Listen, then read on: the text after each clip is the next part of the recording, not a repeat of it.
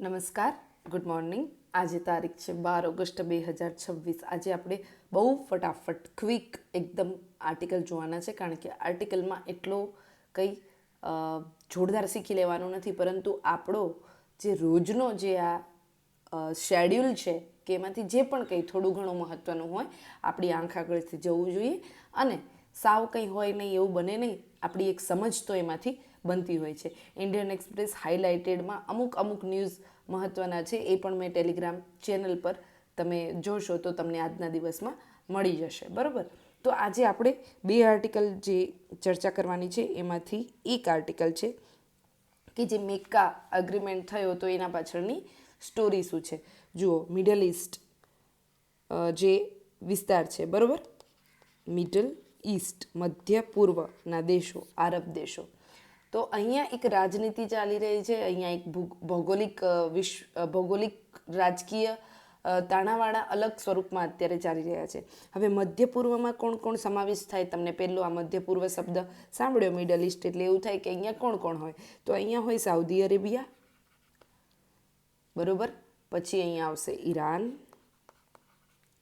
તુર્કી, પાકિસ્તાન, બરોબર. આ બધા દેશો, આની સાથે પણ ઘણા બધા હોઈ શકે, પરંતુ મુખ્ય આ ત્રણ વસ્તુની વાત થઈ છે આર્ટિકલમાં, બરોબર. હવે જુઓ, આ બધા જરૂરી નથી કે આરબ કન્ટ્રીઝ છે, પણ મિડલ ઇસ્ટ કન્ટ્રીઝ તો છે. હવે આ આર્ટિકલમાંથી મુખ્ય વસ્તુ એ શીખવાની છે કે અહીંયા એક સ્ટેટમેન્ટ આપ્યું છે પાકિસ્તાનના પીએમએ, જે તે વખતે સુએઝ કેનાલ ક્રાઇસિસ થયેલી, બરાબર. સુએઝ કેનાલ ક્રાઇસિસ, અત્યારે જે રીતે સ્ટ્રેટ ઓફ હોર્મુઝને બંધ કરી દેવામાં આવી છે, એ રીતે એ વખતે સુએઝ કેનાલને બંધ કરી દેવામાં આવી હતી. 1956ની વાત છે. ત્યારે પાકિસ્તાનના પીએમએ એક સ્ટેટમેન્ટ કહ્યું હતું, એનો મતલબ થાય છે 0 + 0 = ઓલમોસ્ટ 0. તો વાત એ કહે છે કે કાગળ ઉપર તમે જે પણ કાગળ ઉપર તમે એવા કાવા દાવા કર્યા હોય કે આપણે એક હોઈશું, પરંતુ વાસ્તવમાં પિક્ચર કંઈક અલગ હોય છે. તો આ વખતે મેકા એગ્રીમેન્ટ થયો છે, તો આ મેકા એગ્રીમેન્ટ પણ કેટલો સફળ થશે, શું હશે એની અસરકારકતા, એ કંઈ કહી શકાતી નથી. લોકો એવું કહે છે કે મેકાના નામે આ લોકો એક થઈ રહ્યા છે, પરંતુ ઇતિહાસ સાક્ષી છે કે ક્યારે કોઈ દેશ માત્ર ધર્મના નામે એક થઈ શક્યા નથી. ધર્મ ક્યારેય બધા દેશોને એક કરી શક્યો નથી, આનો ઇતિહાસ સાક્ષી છે. હવે આગળ કે આરબ દેશો છે ને, આ આર્ટિકલમાં બીજી વસ્તુ એ કહેવામાં આવી છે કે આરબ દેશો છે એ અંદરથી નબળા છે, બરાબર, અંદરથી એમની નબળાઈ છતી કરે છે. કઈ રીતે કે જુઓ, જે સઉદી અરેબિયા છે એની પાસે શું છે, ઓઇલ છે. ઓઇલ છે એટલે એની પાસે ખજાનો પૈસાનો વધારે છે. He is a rich country, બરાબર. પરંતુ જ્યારે બી યુદ્ધ થાય, હુમલા હોય, ડ્રોન વડે અટેક કરવામાં આવે, આ બધી કટોકટી વખતે સાઉદી અરેબિયા પણ પોતાની રક્ષા જાતે કરી શકતું નથી, પોતાની રક્ષા માટે સક્ષમ નથી. આગળ બીજી વસ્તુ શું, આમાં આર્ટિકલમાં મેઇન વસ્તુ આપણે જે જોવાની છે કે અત્યારે રાઇઝ ઓફ 3 પાવર, બરાબર, કયા, તો એક તો છે ઇઝરાયલ,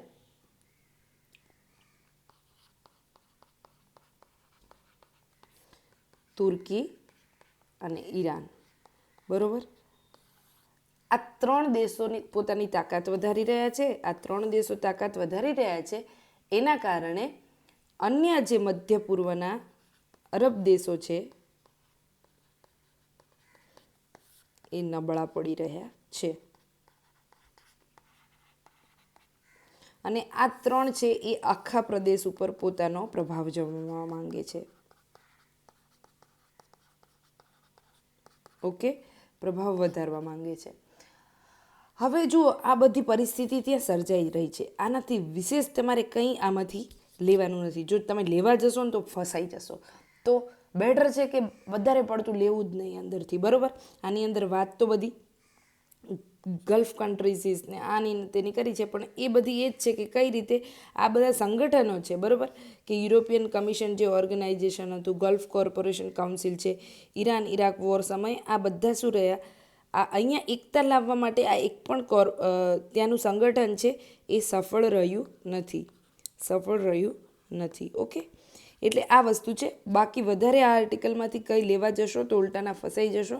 એના કરતાં બેટર છે કે જેટલું કામનું છે એ શોર્ટમાં ચર્ચા કરી અને આના માટે હવે ભારતે શું શીખવાનું છે આનામાંથી આપણે ભારતનો પોઈન્ટ ઓફ વ્યૂ હંમેશા યાદ રાખવાનો છે.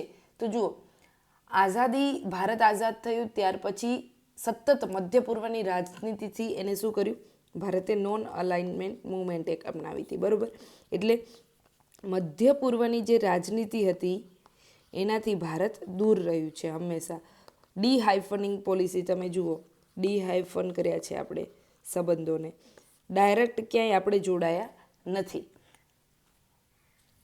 ત્યાર પછી હવે દુનિયા બદલાઈ રહી છે, પરંતુ અત્યારે દુનિયામાં પરિવર્તન આવી રહ્યું છે ભૌગોલિક સ્તરે, રાજકીય સ્તરે, ઇવન આર્થિક સ્તરે પણ અને સાંસ્કૃતિક સ્તરે પણ. આ બધી રીતે દુનિયા બદલાઈ રહી છે. ત્યારે ભારતે શું કરવાનું છે, હવે એક ગ્લોબલ પાવર તરીકેની પોતાની ભૂમિકા ભજવવા માટે એને મિડલ ઇસ્ટ કન્ટ્રીઝ છે, આ દેશો છે, એની સાથે સુરક્ષા અને સૈન્ય આ બંને મામલે વધારે ભાગીદારી નિભાવવાની જરૂર છે. તો મેઇન આ આર્ટિકલમાંથી આપણે આ જ હતું કે ભારતે આઝાદી પછી જે પર્શિયન ગલ્ફની સુરક્ષાથી પોતાના પગ પાછા ખેંચી લીધા અને આર્થિક સંબંધો ઉપર જ માત્ર ધ્યાન કેન્દ્રિત કર્યું. ભારત કેવું મૂકદર્શક બની ગયું. તો ત્યાંથી ભારતે હવે મેકા એગ્રીમેન્ટ જેવા બદલાતા પ્રવાહોની વચ્ચે મૂકદર્શક બનવાની જગ્યાએ વધારે એક્ટિવ રોલ અને ડિપ્લોમસી વધારવાની જરૂર છે. કારણ કે એક વિશ્વસનીય સુરક્ષા નો આપણો કોઈ મિત્ર મિડલ ઇસ્ટમાં હોવો જોઈએ. વેસ્ટ એશિયન ક્રાઇસિસ વખતે આપણને આ લોકો કામ લાગી શકે એ વસ્તુ હવે જરૂરી થઈ પડી છે. તો આ આર્ટિકલમાંથી મેઇનલી આ વસ્તુ ડિસ્કસ કરવાની હતી. હવે આપણે બીજો આર્ટિકલ જોઈ લઈએ ફટાફટ. તો આ આર્ટિકલ જે છે એ છે stronger India is at home more useful it to the world. જેટલું ભારત પોતાના ઘરે, એટલે આપણે ભારતને આત્મનિર્ભર જેટલું વધારે બનાવીશું એટલું વધારે ભારત યુઝફુલ થશે શેની માટે, વિશ્વ માટે.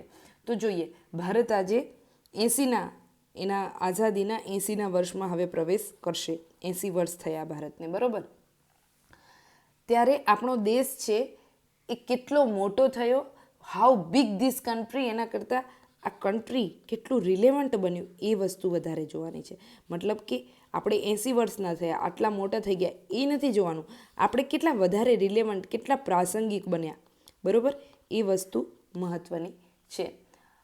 ભારત હવે એવી રાહ નથી જોતું કે વિશ્વ વેપાર, ટેકનોલોજી કે પછી ઉર્જા, પરંતુ ભારતે આ બધામાં સપ્લાય ચેઇનમાં ભાગીદારી કરવાની જરૂર છે, બરાબર. સપ્લાય ચેઇનમાં આપણે પાર્ટનરશિપ કરવાની જરૂર છે, કોઈ પણ ક્ષેત્ર હોય. તો બદલાતું જે વૈશ્વિક વાતાવરણ છે એમાં ભારતનું સ્થાન શું છે? આજે દુનિયા બદલાઈ રહી છે. દેશ પોતાના રોકાણ, વિશ્વાસપૂર્ણ જે એને નાણાકીય જે એના સ્ત્રોતો જે રોકાણ કરવાનું છે એ ભારત પાસે આજે વિકસિત અર્થવ્યવસ્થા સાથે મજબૂત સંબંધો છે અને ગ્લોબલ સાઉથમાં પણ ભારતની વિશ્વસનીયતા છે. એટલે આપણે અહીંયાથી એક પોઈન્ટ એ મળ્યો કે સપ્લાય ચેઇનમાં ભાગીદાર બનવાનું છે. બીજો પોઈન્ટ તમારે એ યાદ રાખવાનું છે કે ભારતે એની વિદેશ નીતિમાં ગ્લોબલ સાઉથ સાથે શું કરવાનું છે, તમને બધાને દેખાય એટલા માટે ચલો મોટું કરી દઈએ થોડું. ગ્લોબલ સાઉથ સાથે એક નેતૃત્વ પૂરું પાડવાનું છે, બરાબર. ત્રીજું કે આપણા અહીંયા ડેમોગ્રાફિક સ્કેલ એને ઇકોનોમિક ઇન્ફ્લુઅન્સમાં બદલવાનું છે. જેમ કે ભારત પાસે વિશ્વની 1/6 જે જનતા છે, ભારત વિશ્વની 6થા ભાગની જે શું કહેવાય વસ્તી છે એ, અને વૈશ્વિક વ્યાપારમાં છતાં પણ તેનો શું છે, હિસ્સો બહુ નાનો છે. આપણી પાસે વસ્તી વધારે અને વેપારમાં ફાળો ઓછો. એટલા માટે અહીંયા કીધું કે આપણી ડેમોગ્રાફિક જે છે, જનસંખ્યા છે, એને ઇકોનોમિક સ્કેલમાં બદલવાની છે. શેમાં? ઇકોનોમિક સ્કેલની અંદર. તો આ એક પોઈન્ટ તમારે હંમેશા ક્યાંય બી ભારતનું કોન્ટ્રીબ્યુશન ક્યાં વધારવાની જરૂર છે તો આ રીતે લખવાનું છે કનેક્ટ કરીને, બરાબર. હવે જેમ જેમ સમય આગળ વધી રહ્યો છે એમ ભારતે તેની આ મહત્વકાંક્ષાને, ઇકોનોમિક સ્કેલની મહત્વકાંક્ષાને ક્યાં જોડવાની છે? વિકસિત ભારત સાથે. વિકસિત ભારત સાથે જોડવાની છે. બીજું, આની અંદરથી આપણે આગળનો ચોથો પોઈન્ટ શું યાદ રાખવાનો છે કે હવે આ લક્ષ્ય હાંસલ કરવું હશે તો ભારતે શું કરવું પડશે? મૂડીરોકાણ, માળખાકીય સુવિધાઓ,